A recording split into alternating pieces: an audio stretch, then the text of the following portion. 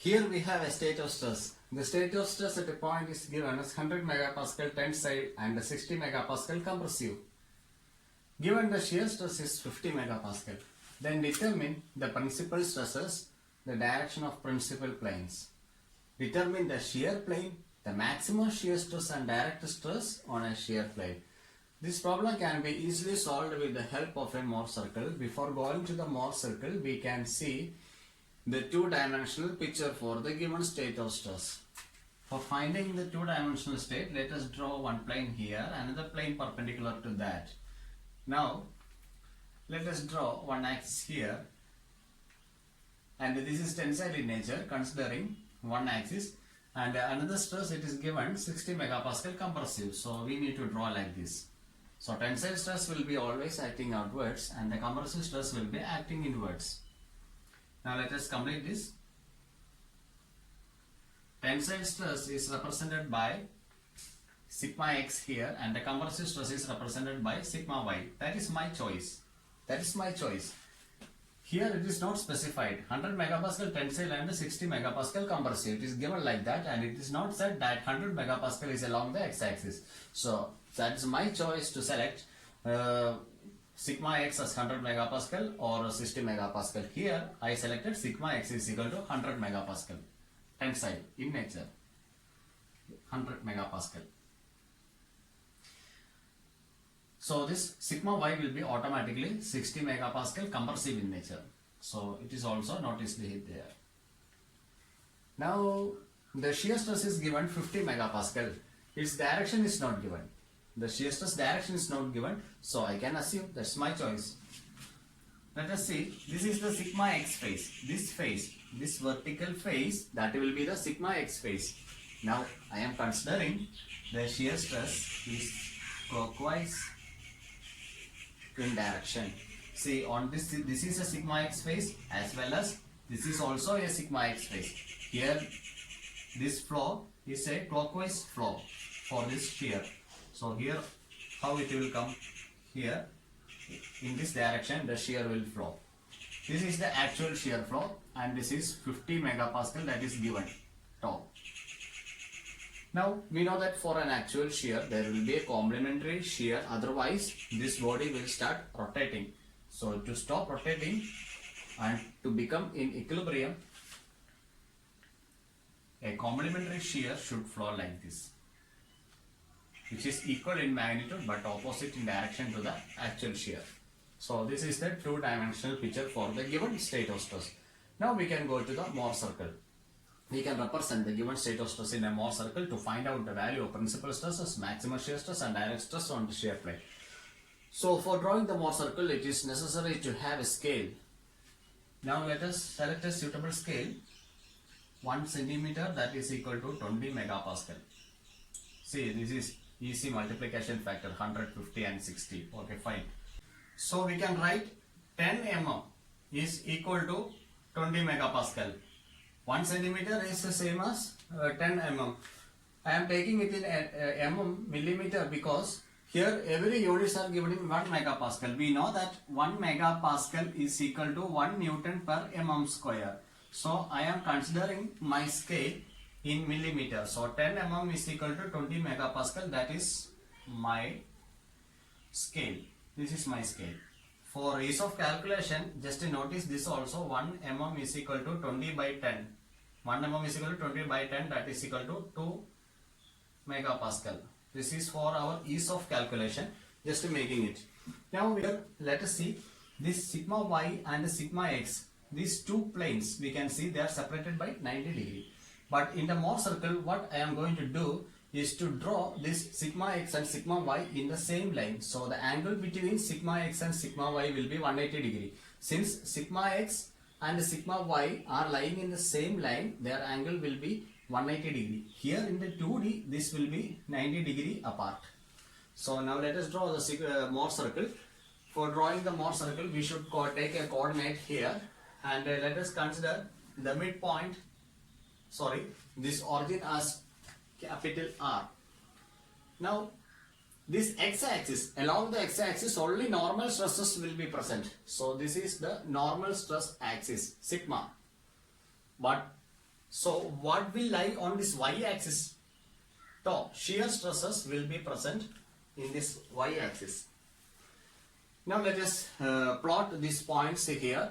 100 megapascal is tensile in nature. Tensile means towards the right. So towards the right we should measure 100 megapascal.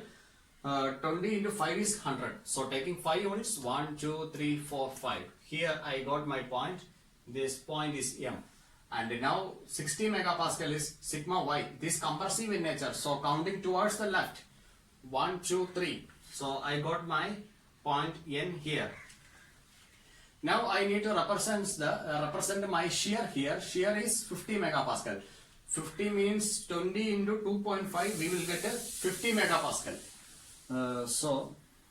We can plot the shear stresses here. For plotting the shear stress, we should know the direction whether the shear is going up or it is going down. For that, consider this 2D picture here. Taking this 2D, this is the sigma x phase, right? This is the sigma x phase. Here the shear is in the downward direction. Here this is also the sigma x phase. Here the shear is going up. That means that on this sigma x phase, the shear has a clockwise rotation. See, this clockwise rotation we can observe. This clockwise rotation will tell that this shear value is positive. So we have to draw vertically upwards from M. That means if the shear is clockwise in the sigma x phase, from the point M where we got sigma x, we should draw a vertical line up. Now considering the sigma y phase, this is the sigma y phase. This is our 2D picture. Sigma y phase, the shear is like this. See, the shear is like this. This is in the counterclockwise direction. So we should take negative. Negative means from N, the point where we got a sigma y, we should draw a vertical line in the downward direction. Now we need to find a point. We need to mark a distance 2.5 here, because 2.5 into 20 is 50 megapascal. 1, 2, 2.5 here it will come. I got a point here. Here also 1 to 2.5. I got a point here. Now let us call this point P and let us call this point as Q. To get the center point, just join this P and Q.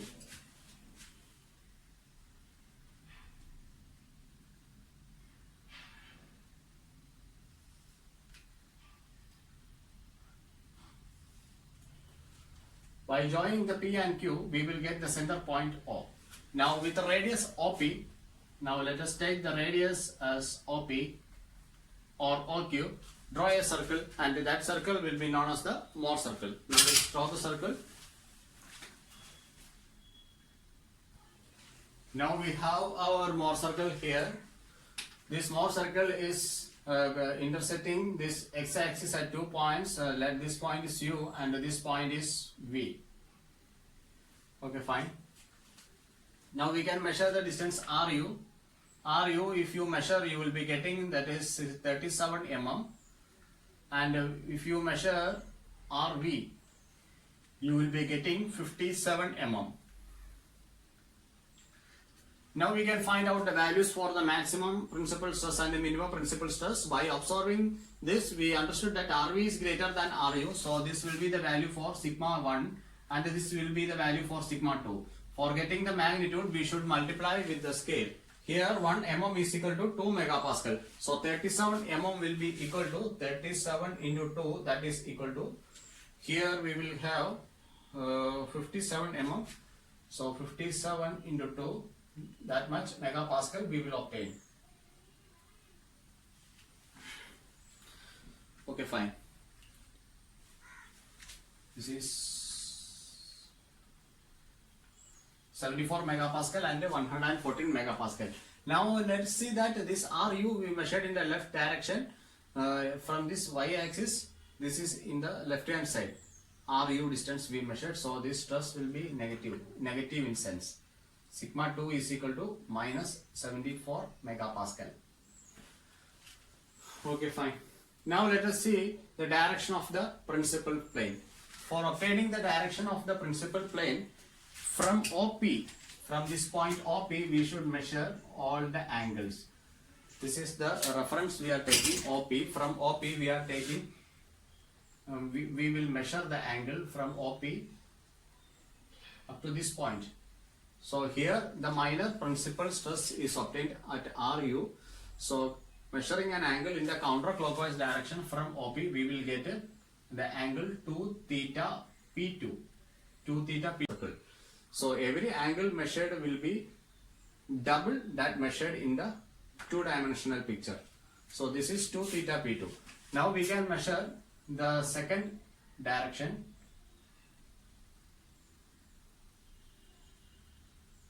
RV we measured as the sigma 1. So this will be 2 theta P1.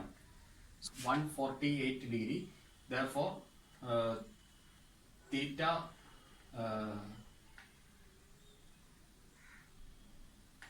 P2 is equal to 74 degree. One direction we obtained, that is counterclockwise from OP. Now the other direction, this is 2 theta P2 plus 180. This angle is 180 degree, therefore 148 plus 180. So we will be getting 328 degree.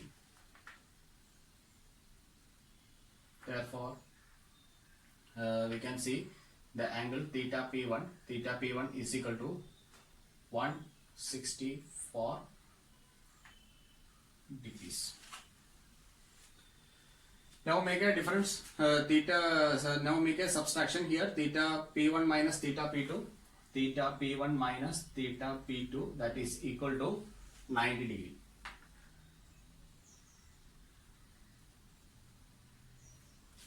So always the principal planes will be separated by an angle of 90 degree. This is how we will find the principal stresses and the principal directions. Now we can see the values of the maximum shear stress and the maximum direct stress available on the shear plane. For obtaining the shear plane, we should draw a vertical line passing through the point O. Now here we are drawing a vertical line and we will get two extremes here. Corresponding to this extreme, we can notice a point J here. We can notice a point J here. Now we can measure the distance RJ. We can measure RJ, that is equal to 47 mm, it will come here. And if you measure RO, you will be getting 10.5 mm. And this RJ, what it will indicate? This is the shear axis. On the shear axis, we measured RJ. Therefore, this will be the maximum value of shear stress. 47 multiplied by our scale is 10 mm is equal to 20 megapascal. Therefore, 1 mm is equal to 2 megapascal. Therefore, 47 mm is equal to 47 into 2. That is equal to 94 megapascal. Now RO is equal to 10.5, that is equal to 10.5 into 2, that is equal to 21 megapascal. So what? And now RJ it will indicates the maximum value of the shear, maximum shear, and RO indicates the maximum direct stress, both available on the shear plane, Now we need to find out the direction of shear plane. Before that, I will tell you the name of the shear plane. This point we got as origin, center point O. Let this point is J, this point is J dash, so corresponding to RJ dash. We can make OJ and OK. OJ and OK indicates shear planes. On these shear planes, we have the maximum values of shear and direct stress as 94 megapascal and 21 megapascal respectively. So OJ and OK are the shear planes. Now let us see the directions for this OJ and OK. For measuring the direction of OJ, from OP, measure counterclockwise.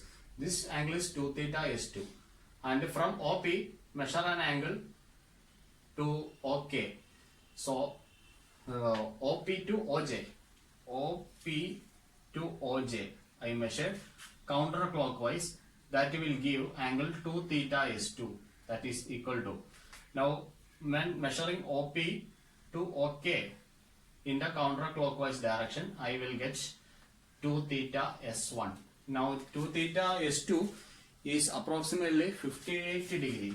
58 degree. That implies theta 2 is equal to 29 degree. Now 2 theta S1 here this is 57 plus 180 degree. So 58 plus 180 you will be getting 238 degree. 238 degree. Therefore theta 2 is equal to 119 degree. 119 degree. Now by observing this, so this is theta 1. Now observing theta 1 and theta 2, let us make a difference between theta 1 and theta 2 that gives a difference of 90 degrees. So theta 1 and theta 2 has a difference of 90 degrees. That indicates that these shear planes are separated by an angle of 90 degrees. So always the shear planes as well as the principal planes will be separated by an angle of 90 degrees. So this is how we measure the maximum value of shear stress and direct stress on a shear plane, where shear planes are OJ and OK respectively. Okay, this is how we can solve this problem. Thank you.